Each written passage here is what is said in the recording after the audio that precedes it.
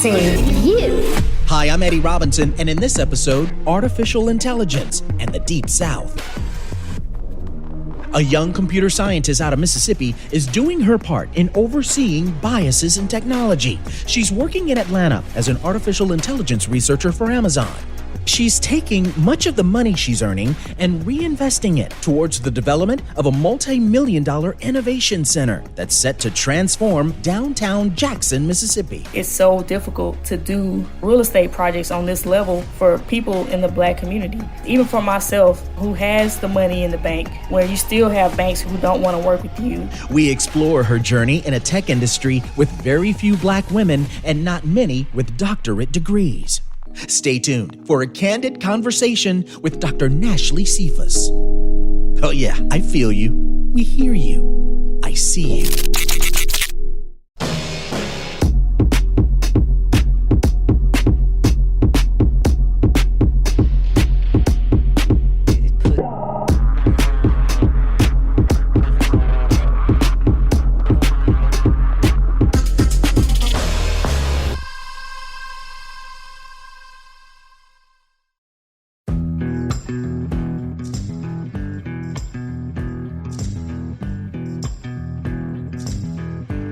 You're listening to ICU. I'm Eddie Robinson. It's considered the future of technology. Advanced technologies like machine learning or voice recognition. And according to the U.S. Census Bureau, not many companies today are truly implementing what's known as artificial intelligence. Only about 10%, primarily larger firms across the United States. But that number will surely increase. And there's someone with Mississippi ties who has extensive knowledge of AI and desperately wants this capital city in the Deep South to be on the cutting edge of this form of technology sooner rather than later. Oh yeah, Mississippi, you heard me. The state is traditionally ranked last or somewhere near the bottom of a host of state rankings in areas like healthcare, the economy, and infrastructure. But there's a young woman, a Black woman, an entrepreneur born in Jackson, Mississippi, who's looking to change all those rankings. And she's focused and determined to lift up the state in more ways than one. Her name? Dr. Nashley Cephas. And she's looking to transform portions of neglected property and abandoned buildings into an innovation hub that's packed with a sea of high-tech housing, extravagant retail, and meeting spaces for other small business firms and entrepreneurs right in the heart of the downtown area of Jackson. But how do you deal with skeptical property owners, a biased real estate market, and banks who won't loan you money? I see you. Curious and wanting to learn more about Dr. Nashley Cephas, a proud Mississippian who's never forgotten where she's come from. Starting us off, what is it about the state of Mississippi that gives you, Dr. Cephas, this sense of pride, a sense of confidence, a sense of honor about what this state represents to you, and that even led you to return and do something special? Yeah, so I know that I've always felt it to be very important to give back to the community that helped shape you. And for me, that was growing up in Jackson, Mississippi, Shady Oaks, living at grandma's house, my mama, sister, house full of women. And it was various things going on in the community. I didn't know anybody in computer science or engineering, but you knew plenty of people who were into things that probably, were up to no good. And so a lot of people would say nothing good comes from there. So I think it's important, though, to change that stereotype, because just like myself and many others that came from that neighborhood, I know who are very successful, and they're doing things all over the country. Look at yourself, a product of Mississippi. You were able to accomplish so much and be where you are today. And for me, it's all about inspiring others. And growing up for me, you can't be what you can't see. I didn't know what engineering was or computer engineering, any of that was, until I went to various summer camps, Jackson State University, HBCU in Jackson, math and science camps. I did one at Mississippi State University where I ended up going to undergrad. And someone saw something in me to say, okay, she needs something that we can't offer her. We need to send her to where she can get whatever she needs. And I believe that, a lot of people say Mississippi has a bad rap. And of course, we have a harsh past. We have a lot of political issues. However, but there are some brilliant people there. And if everybody leaves, then who's reaching back to help those folks? You can compare it to Harriet Tubman almost with the Underground Railroad. How many more people can you help? If only they knew what was out there, if only they were exposed to something greater, something better, that can help them, whether they want to stay in Mississippi or leave. I've heard a quote, I forget who said it, but it says, Mississippi is always usually on the bottom of everything. When someone says, don't you know what's on the bottom is what's holding you up? And so we say, okay, well, let's look a little bit deeper and see what's really going on. And I believe that it's more than what meets the eye. Again, some great, brilliant people there, and I want to just provide opportunities for those people. That's beautiful. And I'm curious, you mentioned the program that you went to. What drew you into the world of technology, of computer science? I did that as well. I went to a summer program at Prairie View A&M, and it was a summer pre-engineering program that opened the door for me to really understand engineering. And lo and behold, I got a full scholarship to Prairie View off of ExxonMobil. So what was it that drew you into the world of technology, computer science? What was it about this area of study that fascinated you the most? Yeah, so I was, usually really good at math and science. And I remember growing up, like I said, a house full of women, we had to do a lot of things on our own. Like we fixed things. My mom was, instead of a jack of all trades, I call her the Jill of all trades. We had to hang the ceiling fans and get on the roof and clean out the gutters and all this. And my grandmother too, we mowed the yard. We did everything. We painted. And so I learned early on a lot about how things work, how things are built. And that's essentially what engineering is. Engineering and science, we're basically solving problems using technology. And so if you're able to impact somebody's life by just providing an extra tool and be able to really drive forward a lot of change and impact, then that's what I wanted to do. And so with engineering and science and math, I believe that computers was going to be something that I needed to know something about. I didn't know it was going to be to the extent where literally computers control everything from the water that's running out of your faucets to, of course, the lights that you see. But I knew that there was something about it that was just fascinating. And so in one of those summer camps, we would type these letters and numbers in the computer, in this computer code, and you could control things with it. All kinds of things like hardware, robots, a basketball goal, for example. How does the basketball goal let up and down? It's all controlled via microchips and computer code. And I just thought that was so cool, like to be able to control things like that without having to actually touch it or do it manually. And so this just kind of opened up a whole new world that just made me want to delve a little bit deeper. We're speaking with Dr. Nashley Cephas. She's a researcher with Amazon's Artificial Intelligence Initiative, founder of her own nonprofit and technology incubator called The Bean Path.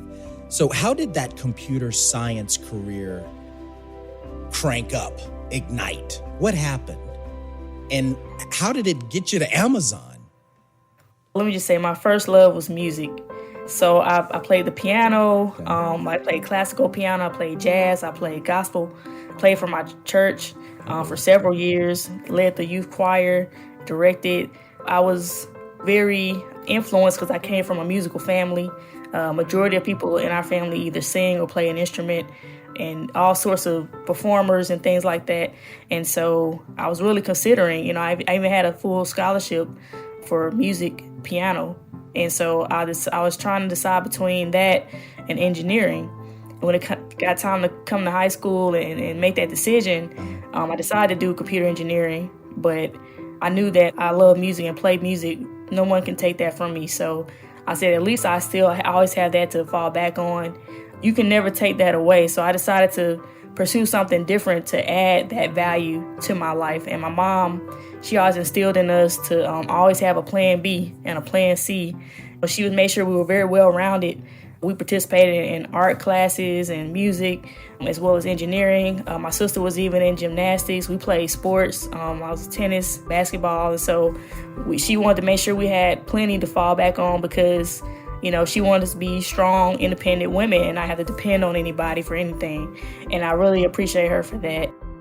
So I made a decision to go into computer engineering. I always say I made it somewhat naively because I just thought it was cool. I was like, oh, this is cool. Little did I know that there are hardly any women, definitely hardly any Black people. That's right. Sometimes I remember being the only American in my classes sometimes, and it was tough.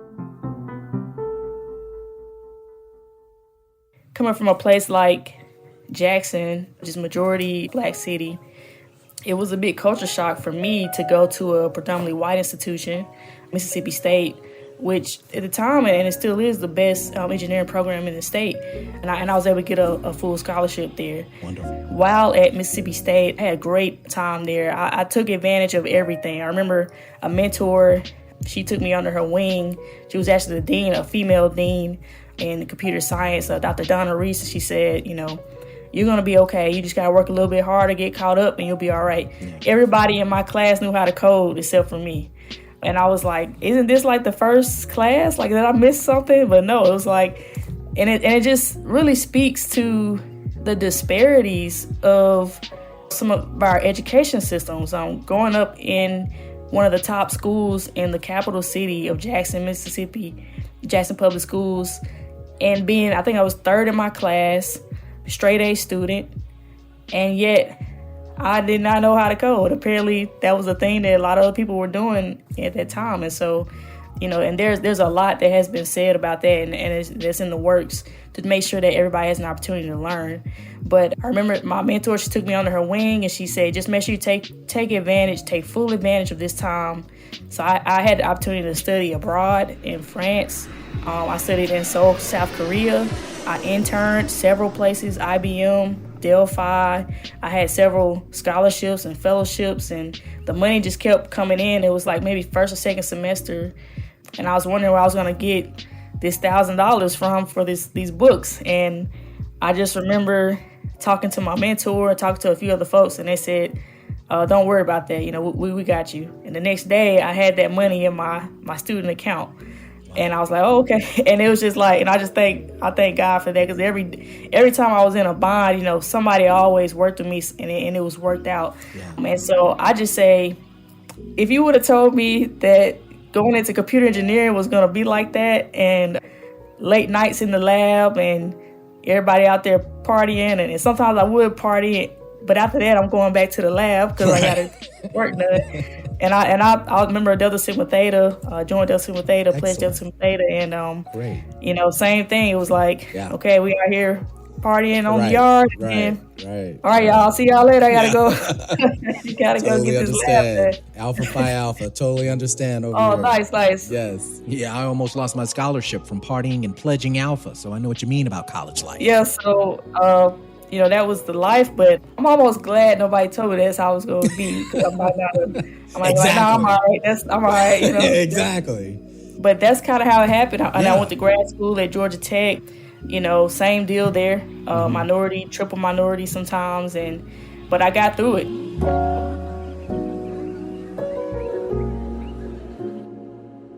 And speaking of those hardships and struggles you've had to deal with, help us learn more about that. What was it that was inside of you that sort of pushed you forward? I felt deeply inside of my heart that I belong here, no matter what it looked like. And I had faith that this is where I'm supposed to be. And maybe it's not supposed to be easy right now. Maybe this is all a part of the process. Maybe something greater is coming. I had a lot of friends who looked like me, who we started together, but we did not end together. They did not even finish, some of them. Many of them transferred to different majors, different schools. And the higher you get up there, the more and more you feel a little bit singled out. That's right. So ironically, the more I progressed in my career, the more singled out it looked like I was, the more I believed and convinced myself that I'm supposed to be here. Especially now, even on my teams at Amazon, I remember I was on a team with all East Asian males. Or there's other teams where I was the only female with Indian males. Sometimes there definitely not any other people who looked like me. So I was actually the only Black female applied scientist in AI at Amazon out of 1,000 for several years. And so it really made me think, now that I'm here, what am I doing to help other people who look like me get here? There you go. And so I really started to drill in on that and make sure that I was a part of the solution and not the problem.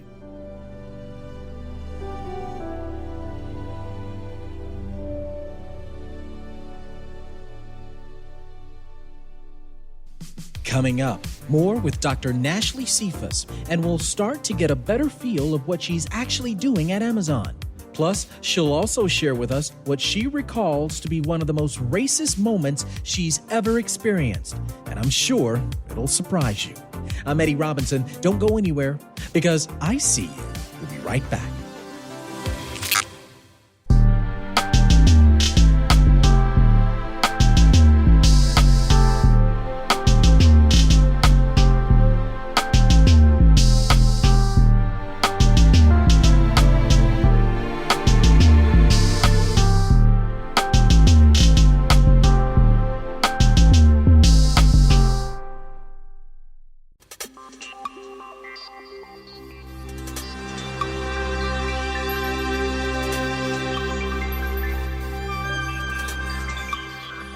We're back. It's I See You. I'm Eddie Robinson, and we've been speaking with Jackson, Mississippi native Nashley Cephas, a computer scientist who's working as a successful engineer with Amazon in Atlanta. She received her PhD in electrical and computer engineering from Georgia Tech and splits her time with her work in Atlanta and her travels to Jackson. That's where she's overseeing work to build an innovation center for tech startups.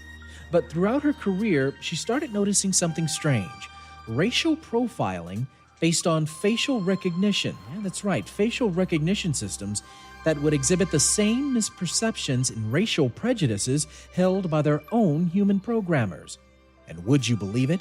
She was seeing and experiencing those same preconceived judgments throughout her life and career as a computer engineer in a field of study where she openly admits that she'd be the only female, sometimes the only Black person, and even the only person born in the U.S. at times. Not to mention that she likely wouldn't be in those conference rooms and executive meetings if not for her hard work in pursuing a doctorate, something not many of her white colleagues ever possessed. More of our conversation with Dr. Nashley Cephas. Now, how did you get connected with Amazon and, shed more light into how you were able to work with this company and eventually do what you're doing right now? Because if I'm not mistaken, you have this specialty in focusing and identifying biases and fairness in dealing with these technologies as it relates to artificial intelligence.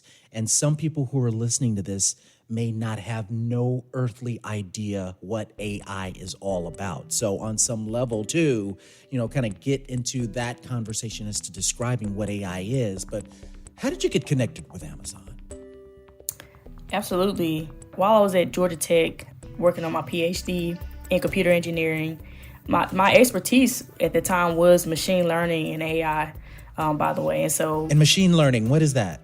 Yeah. So machine learning is, it sounds like a machine learning, but what it actually is when computers act, think, or talk or try to understand like humans do.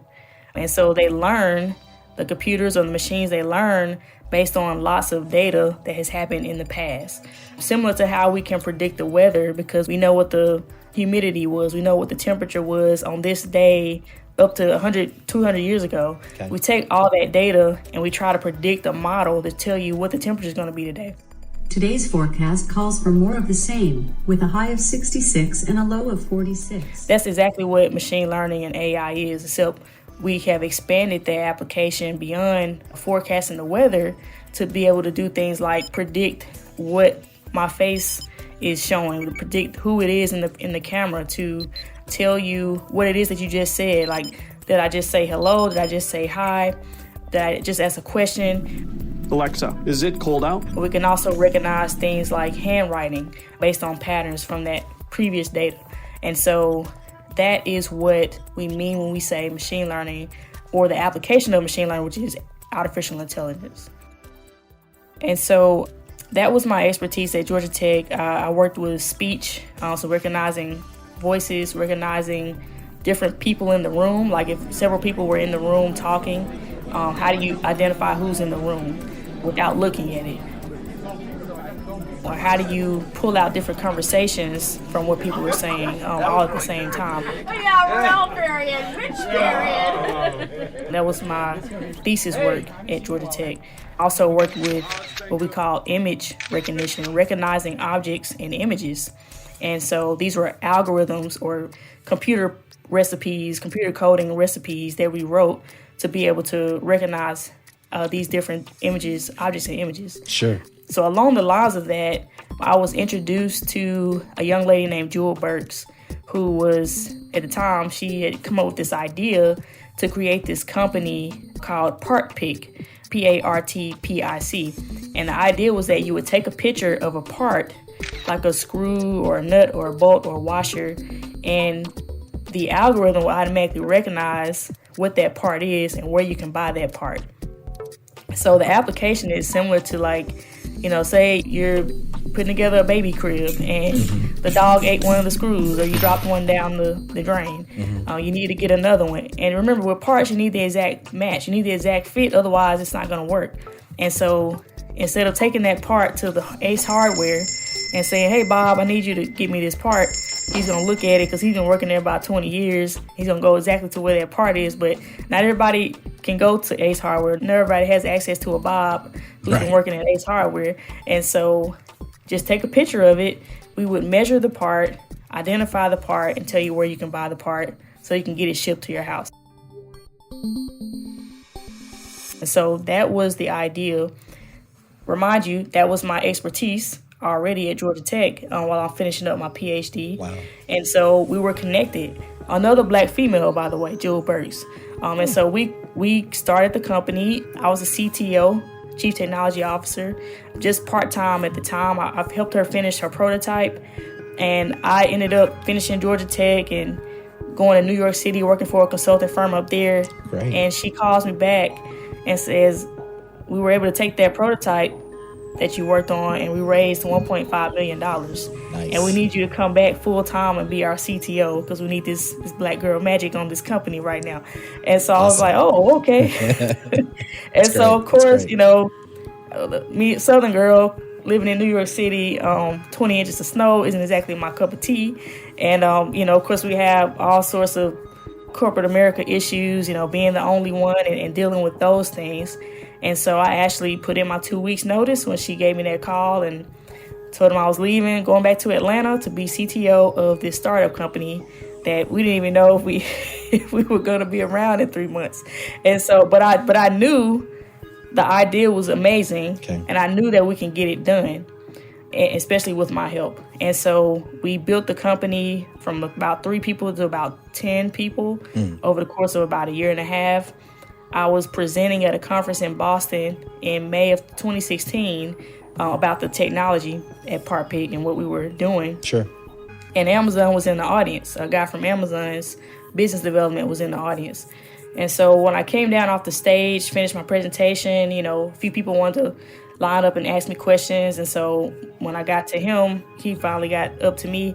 He said, hey, we love what you're doing. Can we talk some more about it? Can I get your card? And so I was like, sure. I gave him my card. I didn't think anything else of it. I was like, went back and was like, told the team, Amazon guy wants to talk to us, whatever. And they was like, what? Wait a minute, what? Yeah. I was like, I gave him my card. We'll see if he reaches out. I really I didn't think anything of it, that happens all the time. But sure enough, he replied. We started this long due diligence process, and by November 2016, we were acquired by Amazon, sold the company. We all got shares. Amazon stock, our PartPic stock transferred over to Amazon stock, which has more than quadrupled since that time. And of course, me not really coming from a background where, we knew about finances and stock and things like that, never grew up around that environment or knew much about that. I had to learn really quickly what that all meant and how to handle that increase in capital that I had access to now and that significant increase in net worth. once I realized that, and that could be a whole nother conversation on itself about the Black community Access. and finances and access to capital. But when I realized what I had, I was more than just buying a new car, because my old car was rough, and getting a place to live. I was like, oh man, I got a lot of money. I got a lot of money left. What we gonna do? And so I was like, okay, now it's time to do some things that I've been dreaming about doing that most people never get to do in their life. And so that's where all the projects, the nonprofit, the Bean Path, the Jackson Tech District, that's where it all started. And that's what I wanted to do. That's an amazing story. And it really grasped at the notion of taking advantage of the opportunities when they are presented and just diving head first. We now have a pretty good idea of how you landed a sweet gig there with Amazon in Atlanta. I'm sure you helped to diversify their company in 2016, right? Tell us more about your role there at the company. So on the Amazon Artificial Intelligence team, I focus on fairness and mitigating biases in AI technologies. These AI technologies, again, include face recognition to speech recognition, all sorts of other applications that exist. And so what we're doing is that, we've seen the studies that show that the technologies may not work as well for certain groups or ethnicity or certain gender, whether it's doing classification on gender or also trying to identify your voice. I can attest as a Black female from the South, sometimes it's difficult to use these technologies. I'm listening. Sorry, I'm having trouble hearing you. A lot of times when I'm sitting with my back to a window, even using a video chat technology, it sometimes blackens out my face like a silhouette. Alexa, who am I? And so these are just things and issues that we've probably been dealing with for years as people who this technology may not have been catered to, but we just accepted it as being something that, okay, this is just how it is, but it doesn't have to be that way. And so my team, we focus on, are we taking a hard look at these technologies that I know we're releasing at Amazon to make sure that we're doing all that we can to fix the technology. We recently stopped selling the Amazon recognition face technology software to law enforcement to make sure that all the stakeholders involved are aware of, one, how to use the technology, are aware of the limitations of the technology, and are not misusing it, especially on marginalized groups. And so this is what I do. This is what I'm a part of, fighting for those who are less heard, those who don't really have a voice in the technology world, at big corporations, even back at home. It just really embodies everything that I believe in. It's ICU. I'm Eddie Robinson, and you're listening to a conversation with Nashley Cephas. She works at Amazon in their web services unit as an artificial intelligence agent who focuses on identifying biases in technologies. And as you can imagine, she works closely with Amazon's legal and public policy teams, as well as other agencies, regulators, and organizations outside of Amazon to monitor for any biases in programming code.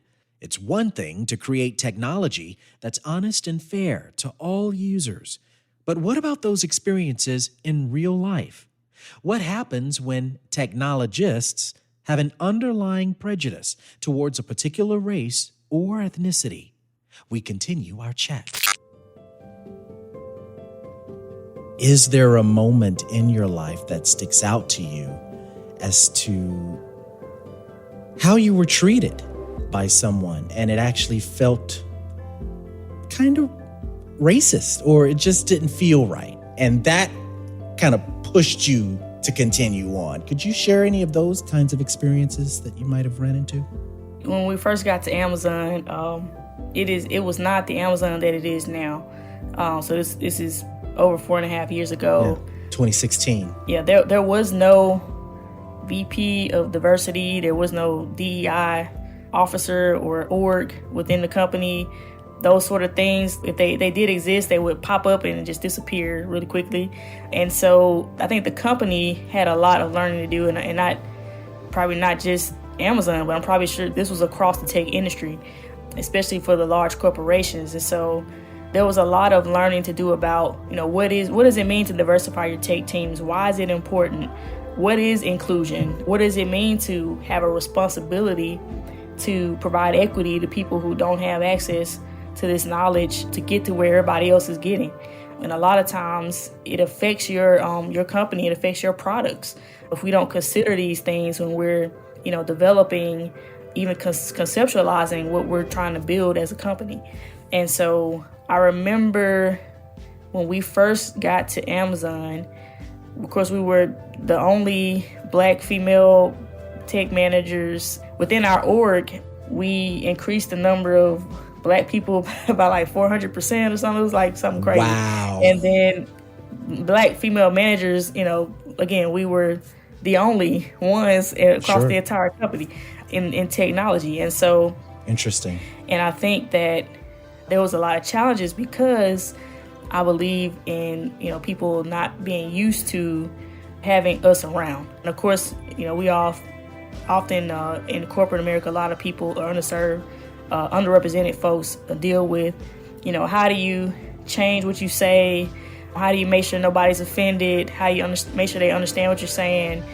And different things like that. You really have to think a little bit extra harder about how you just show up in a meeting as, the only one. And so it was a lot of conflicts. It was a lot of getting adjusted to this large corporation in general, coming from a startup company that was Black led. So Jewel Burks, the CEO, Howard University grad, Jason Crane, the COO, Morehouse grad, myself, PhD from Georgia Tech. We were at the top of the company. And so I love that, by the way. That was like Wakanda. Like, I loved that feeling. I had never experienced that before in my life. And oh man, I reflect back on those days about, man, this was such a magical period. And I wish we could recreate this over and over and over. But back to the real world in Amazon, we have to deal with these challenges, right? That, if we were white males or, maybe Asian males or East Asian or Indian, we probably wouldn't have as much of an issue acclimating to that environment. And so I remember distinctly, we were in a meeting and all of my colleagues presented, male colleagues, other people from other ethnicities and backgrounds. And then when I presented, I showed my data on what we were building to my manager's manager, Ashley, and the results were really good. And then he pointed out, he said, wow, these results look really good. Did you falsify any of this? And I just remember like, what? Like, I just could not believe that he was asking me this in front of everybody after everyone else has presented and you took what they said.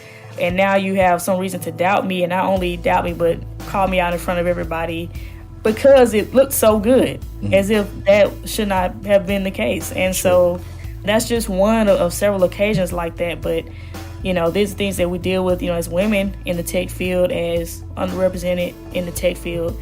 And again, I had to make a conscious effort to make sure that I'm doing whatever I can to make sure this isn't happening to other people.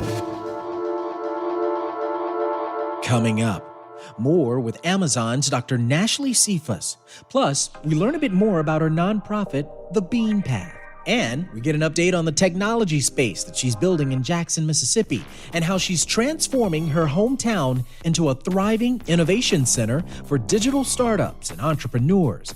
But how come banks didn't want to loan her money, despite having so much money in her own account? And then later, what kind of an impact will this really make on a city where 1 out of every 3.5 residents live in poverty? What will it take to reinvest in the state of Mississippi?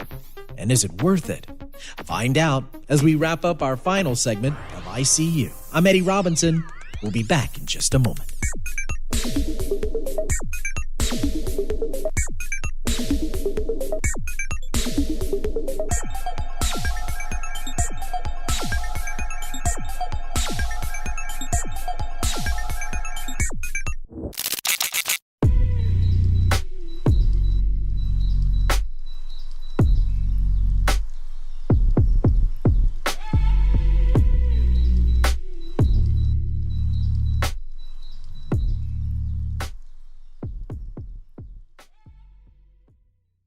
We're back, and you're listening to ICU.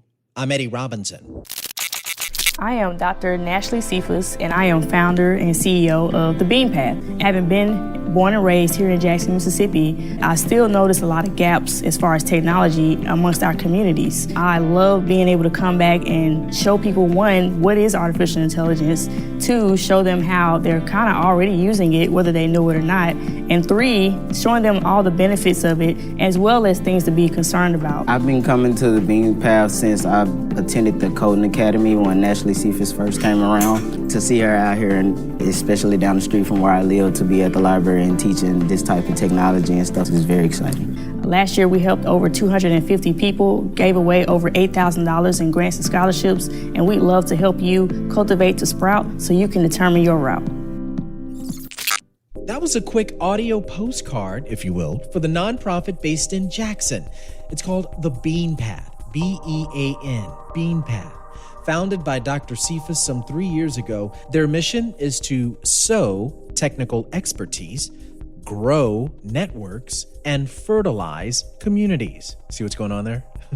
Well, you can't help but notice from that audio how the seeds that she's planted with the Bean Path have made an impact on her career as a computer scientist in AI at Amazon, as well as her community in Jackson. Even the film Black Panther, released in 2018, planted a tiny seed in her mind. As she was describing herself, along with two of her African-American colleagues earlier in the episode, as Black entrepreneurs sitting at the top of a bustling tech company startup. Dr. Cephas felt a need to return to her native land of Mississippi and plant the Bean Path. But what kind of an impact will this really have in Jackson? What will be the return on her investment, especially when you're talking about the state of Mississippi? We wrap up a compelling conversation with Dr. Nashley Cephas.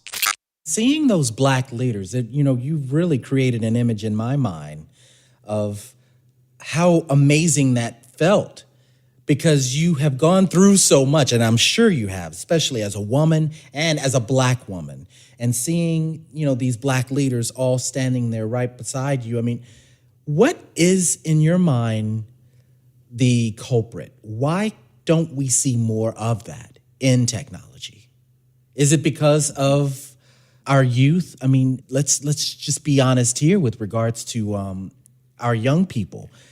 They don't particularly see an interest in math, in science, with those disparities, our young children of color, it's this lack of interest with science and engineering and technology. What is it that's standing in our way to have more of a presence in technology to begin with? Yeah, it is several problems. People often say, some people will say it's a pipeline problem. Some people will say it's not the pipeline. I've heard people say it's a whole plumbing problem. I think it's a lot of problems. I think they each need to be addressed individually and really put forth some thought, some time, and some effort towards solving each individual problem. So what you mentioned about people of color not having a strong background in math and science, when you look back at a lot of the inventions and the inventors back as early as the 1800s, I think you'll find as we show up, as we do our research and as we share this research with other people, we're often taught that it was America's history, but it wasn't Black history, it wasn't my history, and it wasn't something that was necessarily true all the time. But if we were to tell the true history, we will see that we have shown up in the technology fields. We have shown up as inventors, as scientists, as innovators and engineers, as well as artists and very artistic in several different fields and athletics as well. We have been doing it all, but some of that narrative has been suppressed. And so I think a part of it is educating people so they can see that we've been showing up here. We just the stories haven't been told, they haven't been shared, and maybe that will encourage some of our young people. I think also showing up like I do, I often tell people I'm more so an introvert, but I make sure I get out there. I'm posting on social media. I'm in the community. I'm showing people what's possible when you choose a field in technology. I think too, thirdly, there's a lot of emphasis that is put on math and science, but there's a lot of people who did not even graduate from high school who are coding, doing apps. They're making six figures plus because they learned the trade. They sat down and they taught themselves, and it does not require you to know calculus. It does not require you to have a B plus in chemistry or physics. There are so many different fields. I often say technology coding, for specifically coding, is one of the only fields where you can self-teach yourself within a matter of months and start making six figures out the gate. No education, no degree needed. As long as you know how to market yourself and you have some customers you're starting to get in the door, and you're constantly willing to learn and teach yourself, you can do it. And that changes the entire community. That changes the economic situation and the financial stability of that entire generation in that community. And I think technology is one of the few ways that you can do it. They figured it out in Silicon Valley. Most of the CEOs of the top tech companies, mostly white males, I think we've seen that article, don't have PhDs. I've actually been on some of my teams at Amazon where I was the only person with a PhD. And so it really makes you think about, okay, let's tell people that these are myths, that you have to really be good in math and science. Myths. I mean, it's great if you are, and I wholeheartedly encourage people to get that continuous degree, get that PhD. Absolutely. Because at my job at Amazon, for certain roles, they don't even look at your application if you don't have a PhD in computer science or computer engineering. I want us to show up everywhere. There you go. I want us to be in those positions. I want us to be in the positions that people are consulting on their own and doing contract work. I want us to be in the positions where we're in the government contractor seats and we're in government advising on policy about technology. I want us to show up everywhere because we have to. There's not an option there. This $25 million tech hub, I want you to give us a vision of what that's going to look like and the update of where we are now with the innovation hub that you're doing in downtown Jackson. What's going on there? Yes. So, as I mentioned, I started the Bean Path nonprofit back in 2018. We've been going for almost 3 years now, doing free tech help in the community. We also do several camps and youth programs, exposing people to artificial intelligence and other emerging technologies like cybersecurity, cryptocurrency, Internet of Things. We don't want people to continuously be left behind, especially in our communities. Sometimes that's not even about black and white. Sometimes it's about rich and poor, especially when we're thinking about Mississippi. Most people are below the poverty line. And so it's important to see how that a whole community, a whole state can change its economic development status by introducing more technology. And that's what the Bean Path is all about. We wanted to expand what we were doing. One way to do that is by owning your own real estate. I was home for Christmas, I think it was 2018, looking at some buildings downtown. I was encouraged by some of my mentors to go ahead and just take a leap of faith and purchase something in the downtown area. Now, Jackson, Mississippi is majority black, but majority non-black ownership in the land and property, especially the land that exists in downtown Jackson, Mississippi, in the capital city.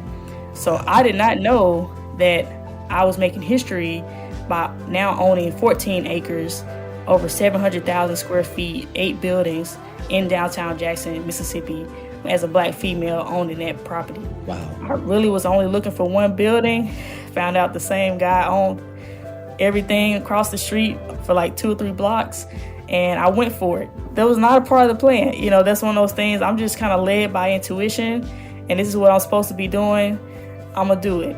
And so that's what happened. And so now we're at, you mentioned the $25 million deal. It's actually, when we redid the plans, it's at $135 million project now.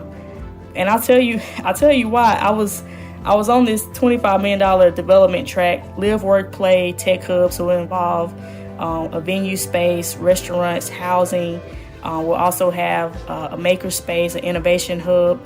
We'll have other commercial spaces for companies to come in and rent. We already have some commitments from some big name companies as well as some smaller startups. Great. A lot of support everything from the city to state funding, grant funding for the nonprofit side. We're doing our fundraising right now. But when I showed them that my architects and my development partners, my $25 million project, they said, this is nice, this is cool, but this doesn't match you. They say, you dreaming too small. When we hear your story, we think, man, so we want something to match that. And so I said, okay. So we went back to the drawing board and we came back with this beautiful campus that we have set out. We have some renderings set up.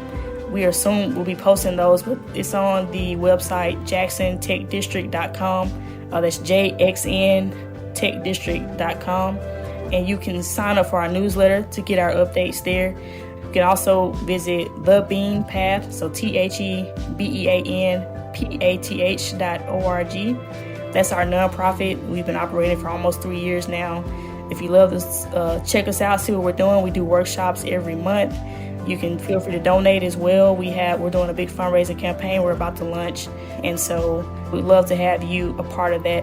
But I believe that we can't do it alone. Support is a verb. One of my good friends always says, Dr. Lakeith Hallman. And so I think, it's about, if you want change to happen, you just got to get behind it and believe in yourself. There are so many people who doubted this project. They thought it would not even get as far as it did now. I've had somebody tell me, you probably would not be this far if you had not have paid for and supported yourself through this much of the process. Because most people get hung up, 20 steps previous to where you are now. That's right. And it made it so clear why it's so difficult to do real estate projects on this level for people in the Black community. And it's difficult anyway, but there are extra barriers and problems that exist, even for myself, who has the money in the bank, where you still have banks who don't want to work with you. You still have people who don't believe in the project. You even have people who don't even know what a tech hub is. They don't even know, like, what is this? What are we doing? That's right. Why is this important? So there's a lot of things you have to combat. But I'm here for the challenge. Again, I believe this is what I'm supposed to be doing. And if it wasn't me, then who would it be? So if not you, then who? That's what I believe. Last question. There may be individuals who'd want to return to the state of Mississippi, but see that there may not be the resources or backing available to them. So they hold on to where they're at the moment. That's certainty. That's assuredness. In a post-pandemic world, Dr. Cephas, it's difficult to dive into all of that uncertainty when people see what's going on in the state of Mississippi. What do you say to those folks, those Black Americans, or perhaps even non-Black Americans, those outside of the country, of the United States even, who see the plight, who've gone through the fight, the storms, experienced the racism firsthand? It does take a vision, to form in one's mind of what they want to accomplish. What will it take to encourage them to invest in Mississippi's future, when historically speaking, Black Americans, Dr. Cephas, have been seen as inferior? And it's difficult to see how money can still talk and then be confident that the BS will surely walk, if you know what I mean. Because I think there's a sense of inferiority there still, even with you saying about the real estate situation where it's, you made history yourself as a Black woman. You're making history? History? Kidding me? What do you say to those folks, those Black Americans who see the plight of the state of Mississippi, but just don't want to push forward with moving or at least returning there and investing in Mississippi's future? Yeah, so obviously I get it. I had to leave the state to get to the opportunities that I have now. That often the narrative has been, as a Black young person, you have to leave. That's the brain drain. You have to leave to get the opportunities because you don't get those in the state, unfortunately. And that is something, again, that I'm very passionate about trying to change that. If nothing happens, if everyone leaves, then nothing will change. And the people who are currently there, my family who's there, possibly your family who's there, still there, they're there. They see what potential is there, but they may not know, that they can do it. They don't have that extra push. And so I'm hoping that this can encourage a chain reaction of people to stand up and not just take no for an answer. We can take a look at what happened in this past presidential election in Georgia, as I'm actually based in Atlanta, with Stacey Abrams and what she's been able to achieve. I made you a vow. In our Georgia, no one would be unseen, no one is unheard, and no one is uninspired. With minimizing the voter disenfranchisement, yes, it was hard. Yes, Atlanta sits in the sea of a lot of red parts throughout Georgia. Yes, the powers that be, as they say, will do whatever they can to make sure that things will never change. But the same happened in other states. The same racism is everywhere. My first time experiencing racism was actually in New York City. And so it's no secret that these things exist, but I believe, and someone has to believe, that these strongholds will be removed and it will be taken down. And I think we've seen that happen, or at least a start of that in Georgia, with the conversion of the state from red to blue. And hopefully Stacey Abrams will run for governor of Georgia, which will unlock a lot of other people of other ethnicities and genders to run for governor in other places like Mississippi. I think what you'll see is, again, this chain reaction, but it has to start somewhere. A lot of the people who have come in, no, it's not easy. No, it's not sugar. I'm not sugarcoating anything. I would probably, honestly, most days tell you I'd much rather be on the beach somewhere, on my yacht, or whatever, but I'm choosing to do this. I mean, I'm gonna go to the beach still one day, but right now I'm focused. I'm all in, and when I have my mind set on something, there's no turning back. And so I think for me, this is what I'm supposed to be doing. And the farther I get, the more buy-in I get, the more believers I get, the more people will jump on the bandwagon. And not only help, just ride, they will also help push and pull me along. And so this is something that happens over time. It's not going to happen overnight. And so I get it, but just keep an eye out on us. I think you'll see a lot of change start to happen. Thank you for what you're doing.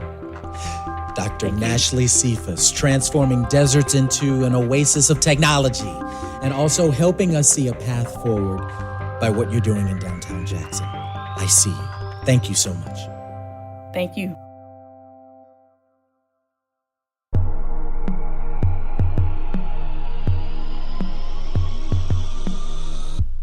And that's this episode of ICU. Thanks to our intensive care unit technical director, Todd Holzlander, producer, editor, Shannon McCurchie, editor, Mark DeClaudio, sound designer, Dave McDermott. I'm your host, Eddie Robinson. Thanks so much for listening.